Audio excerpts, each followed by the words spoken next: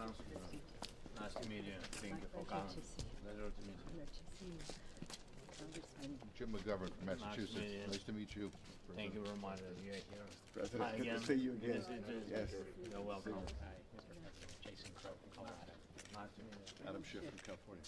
You're very welcome. Honored to meet you. But we didn't think. Я вам вдячний за, по-перше, за цей сигнал потужної підтримки України, потужної підтримки Сполучених Штатів, народу Сполучених Штатів, Конгресу і двопалатної підтримки, і двопартійної. Цей сигнал високо ціную я як президент, наша команда і народ України. Це говорить про те, що Сполучені Штати є сьогодні дійсно лідером потужної підтримки України в часи війни проти агресії Російської Федерації. І я за це хочу вам подякувати за те, що допомагаєте Україні захищати суверенітет і територіальну цілісність.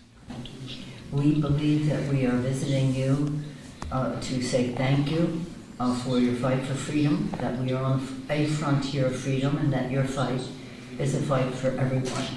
And so our commitment is to be there for you until the fight is done.